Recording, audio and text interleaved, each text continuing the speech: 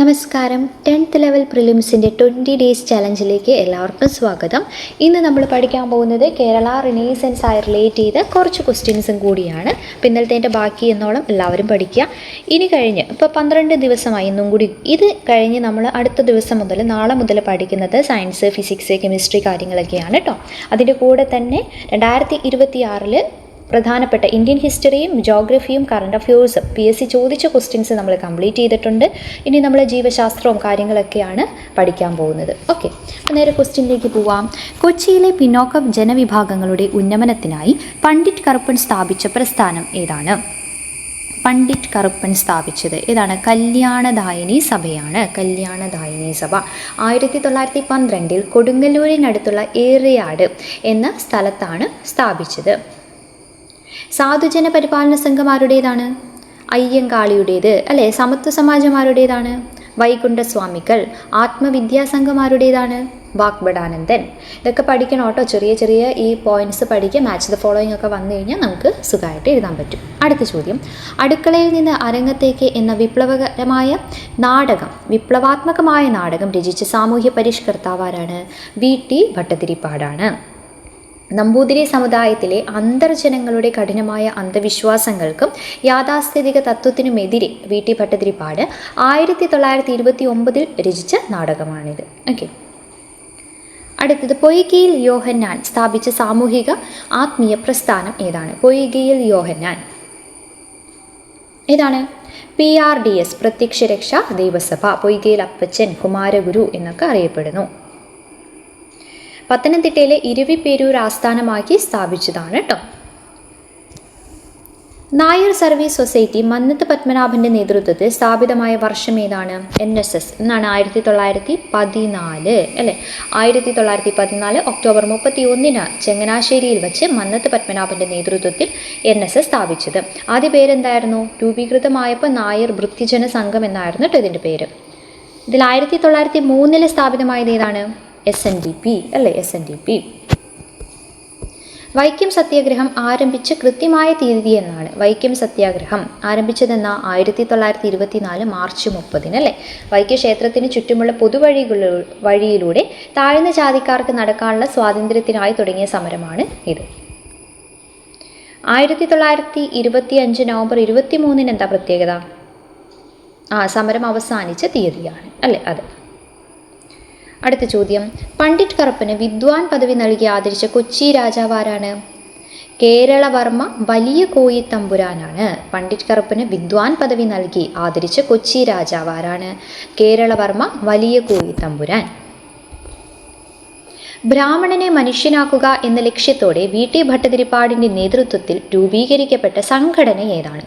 ബ്രാഹ്മണനെ മനുഷ്യനാക്കുക. ഏത് സംഘടനയാ? യോഗക്ഷേമ സഭയാണ്. യോഗക്ഷേമ സഭയാണ്. പൊയ്കയിൽ കുമാരഗുരു ശ്രീമൂലം പ്രജാസഭയിൽ അംഗമായ വർഷം? പൊയ്കയിൽ യോഹന്നാൻ അല്ലേ. അതെ. ശ്രീമൂലം പ്രജാസഭയിൽ അംഗമായതെന്നാണ്?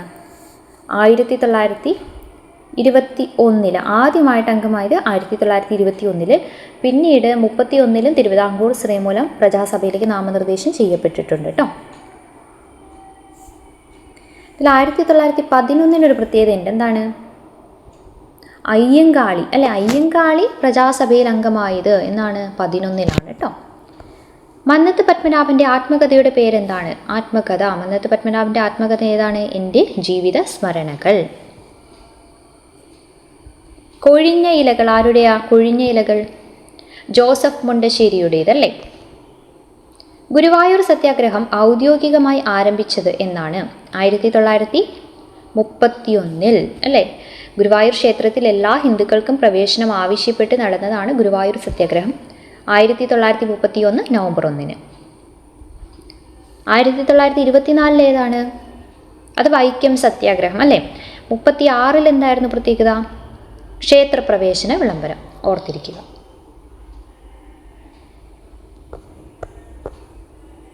അടുത്ത ചോദ്യം, പണ്ഡിറ്റ് കറുപ്പൻ ജാതി വ്യവസ്ഥയെ രൂക്ഷമായി വിമർശിച്ചുകൊണ്ട് രചിച്ച പ്രശസ്തമായ കാവ്യം ഏതാണ്? പണ്ഡിറ്റ് കറുപ്പൻ ജാതി വ്യവസ്ഥയെ രൂക്ഷമായി വിമർശിച്ചുകൊണ്ട് രചിച്ച പ്രശസ്തമായ കാവ്യം ഏതാണ്? ജാതിക്കുമ്മി. 1904 ഈ കൃതി രചിച്ചത് കേട്ടോ. ബാലാകലേശം. ബാലാകലേശം എന്ന് പറയുന്ന അദ്ദേഹത്തിൻ്റെ തന്നെ ഒരു നാടകമാണ് കേട്ടോ. ഓക്കെ, അടുത്തത് കണ്ണീരും ചോരയും കലർന്ന നമ്പൂതിരി സ്ത്രീകളുടെ ജീവിതത്തെ ആസ്പദമാക്കി VT ഭട്ടതിരിപ്പാട് രചിച്ച ആത്മകഥ ഏതാണ്? കണ്ണീരും കിനാവും. കണ്ണീരും കിനാവും. ഇതിന് 1972 കേരള സാഹിത്യ അക്കാദമി അവാർഡ് ലഭിച്ചിട്ടുണ്ട്. അടുത്തത് കാണുന്നിലൊരക്ഷരവും എൻ്റെ വംശത്തെപ്പറ്റി, കാണുന്നുണ്ട് അനേക വംശത്തിൻ ചരിത്രങ്ങൾ എന്ന് തുടങ്ങുന്ന വിപ്ലവകരമായ വരികൾ ആരുടേതാണ്? പൊയ്കയിൽ യോഹന്നാൻ്റേതാണ് കേട്ടോ. പൊയ്കയിൽ യോഹന്നാൻ. മന്നത്ത് പത്മനാഭൻ്റെ നേതൃത്വത്തിൽ വൈക്കം സത്യാഗ്രഹത്തിന് ഐക്യദാർഢ്യം പ്രഖ്യാപിച്ചുകൊണ്ട് തിരുവനന്തപുരത്തേക്ക് നടന്ന പ്രശസ്തമായ യാത്ര ഏതാണ്? സവർണജാഥ അല്ലേ? വൈക്കം സത്യാഗ്രഹികൾക്ക് പിന്തുണ പ്രഖ്യാപിച്ചുകൊണ്ട് വൈക്കത്ത് നിന്നും തിരുവനന്തപുരത്തേക്ക് സവർണജാഥ. ഗുരുവായൂർ സത്യാഗ്രഹത്തിൻ്റെ വോളണ്ടിയർ ക്യാപ്റ്റൻ ആരായിരുന്നു? AKG വോളണ്ടിയർ ക്യാപ്റ്റൻ അല്ലേ? ഗുരുവായൂർ സത്യാഗ്രഹത്തിൻ്റെ വോളണ്ടിയർ ക്യാപ്റ്റൻ AK ഗോപാലനായിരുന്നു.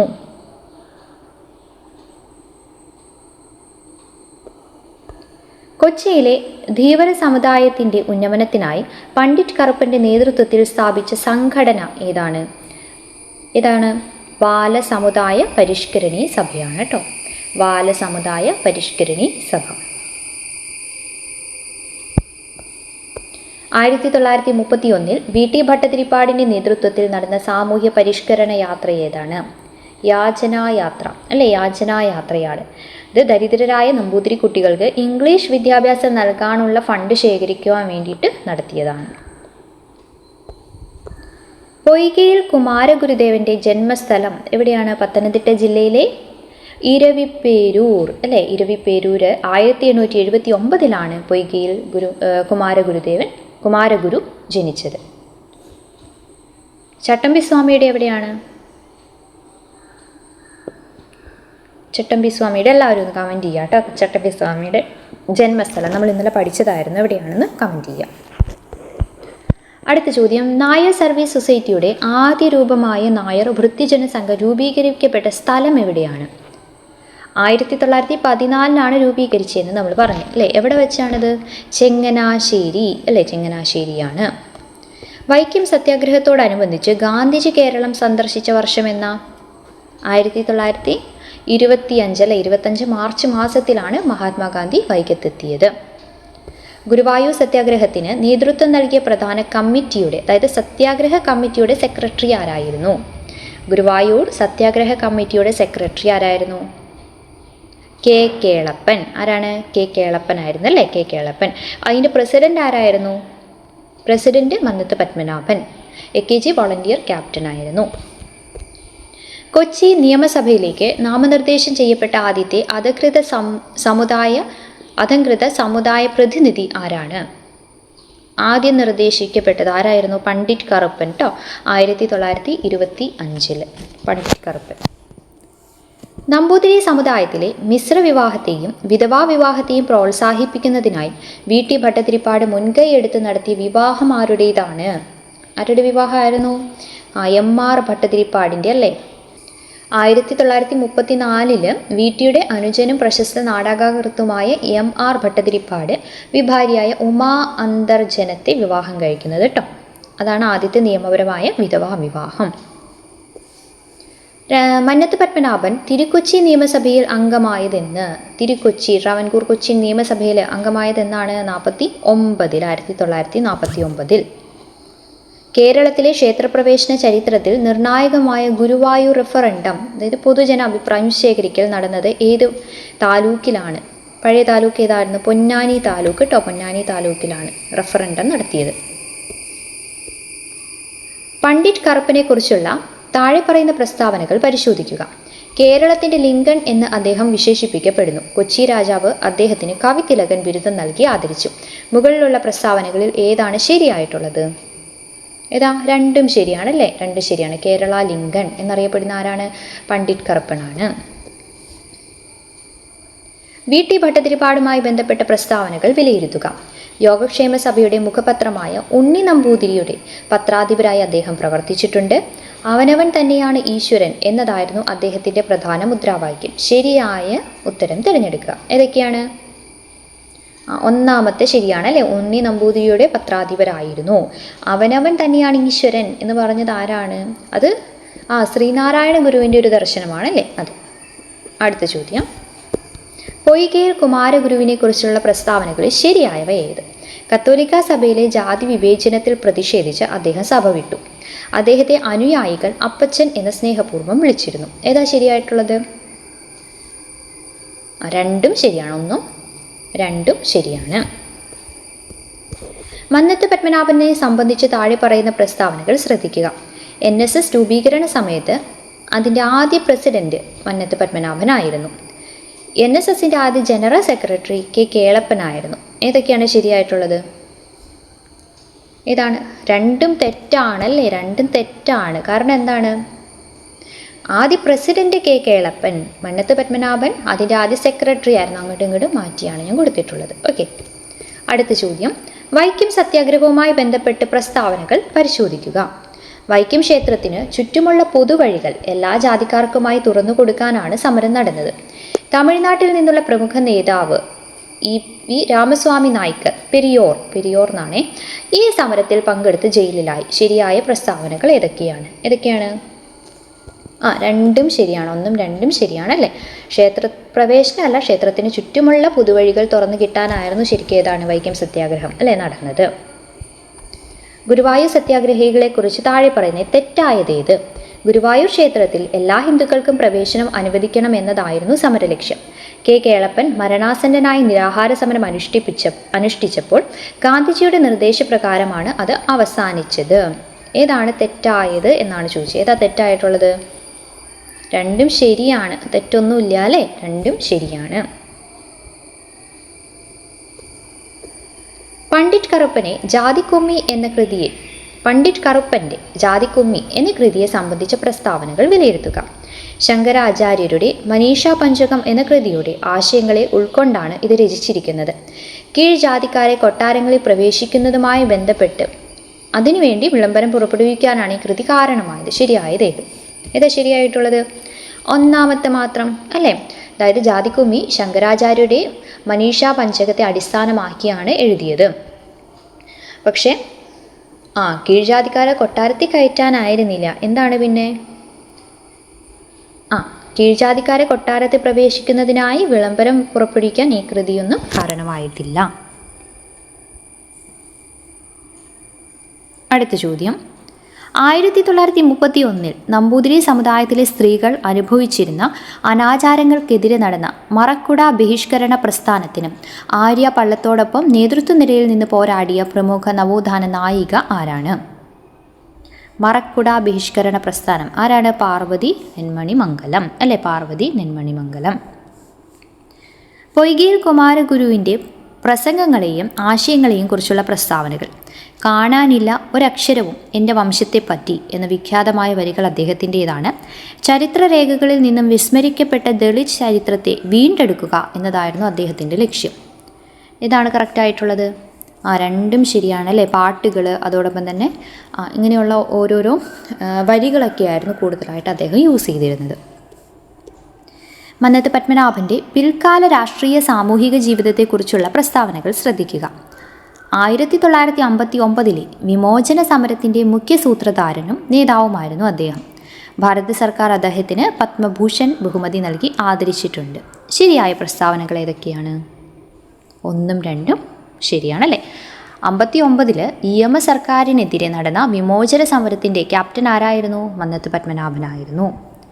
ഈ ക്വസ്റ്റ്യൻസൊക്കെ നിങ്ങൾക്ക് ഉപകാരപ്പെടുന്നുണ്ടെന്ന് കരുതുന്നു. ഇതോടൊപ്പം തന്നെ എപ്പോഴും നിങ്ങൾ എന്ത് പഠിക്കുക? നമ്മൾ അപ്ലോഡ് ചെയ്യുന്ന PYQ സെക്ഷൻ, PSCയുടെ PYQ സെക്ഷൻ നോക്കുക. ഇത് സിലബസ് ബേസ്ഡ് ആയിട്ടാണ് നമ്മൾ ഈ MCQ ചെയ്യുന്നത്. PYQ എന്ന് പറയുന്നത് പ്രീവിയസ് ഇയർ ക്വസ്റ്റ്യൻ, അതായത് കേരള PSCയുടെ അതേ ക്വസ്റ്റ്യൻസ് തന്നെ നമ്മൾ എടുക്കുന്നു. ഈ MCQ എന്ന് പറയുമ്പോൾ ഇത് നമ്മൾ തയ്യാറാക്കുന്നതാണ്. സിലബസ് ബേസ്ഡ് നമ്മൾ തയ്യാറാക്കിയിട്ട് നിങ്ങൾക്ക് വേണ്ടി തരുന്നതാണ്. ഓക്കെ, അതാണ് അത് തമ്മിലുള്ള വ്യത്യാസം കേട്ടോ. അപ്പോൾ രണ്ടും നിങ്ങൾ പഠിക്കുക. ഇത് സിലബസ് ബേസ്ഡ് ആയതുകൊണ്ട് നിങ്ങൾക്ക് ഇപ്പോൾ ഇത്ര ദിവസത്തിനുള്ളിൽ ടോപ്പിക് വൈസ് ക്ലാസ്സുകളൊന്നും നന്നായി പഠിക്കാൻ പറ്റാത്തവർ ഈ MCQ PYQ കണ്ടു കഴിഞ്ഞാൽ കുറേ കാര്യങ്ങൾ നമുക്ക് മനസ്സിലാവും, കുറേ ക്വസ്റ്റ്യൻസ് മനസ്സിലാവും അല്ലേ. PSCയുടെ ട്രെൻഡൊക്കെ മനസ്സിലാവും. ഓക്കെ, അടുത്ത ചോദ്യം, 1947 ഡിസംബർ 4 കൊച്ചിയിലെ ചേന്ദമംഗലത്ത് പാലിയം റോഡിലൂടെ എല്ലാ വിഭാഗം ജനങ്ങൾക്കും സഞ്ചാര സ്വാതന്ത്ര്യം അനുവദിക്കണം എന്നാവശ്യപ്പെട്ട് നടന്ന പാലിയം സത്യാഗ്രഹം ഉദ്ഘാടനം ചെയ്തത് ആരാണ്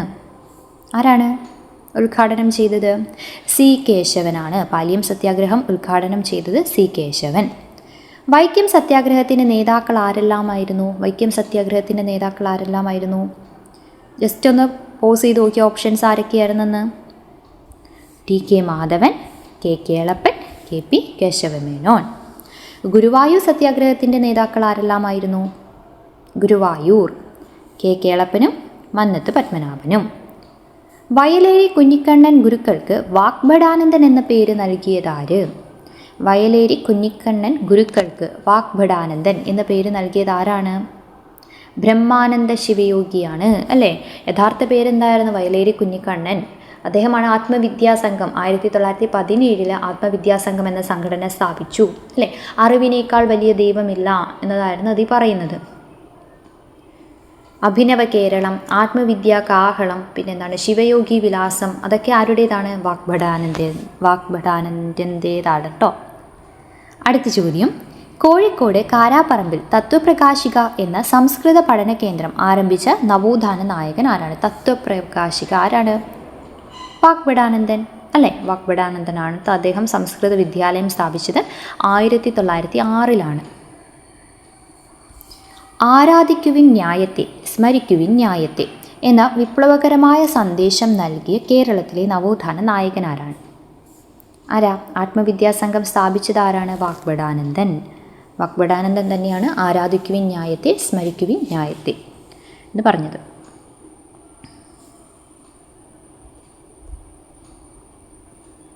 അടുത്തത്, ചെറായിയിൽ 1917 മിശ്രഭോജനം നടത്തിയ സാമൂഹ്യ പരിഷ്കർത്താവ്. മിശ്രഭോജനം 1917 ചെറായിൽ മെയ് 29 മിശ്രഭോജനം നടത്തിയത് ആരാണ്?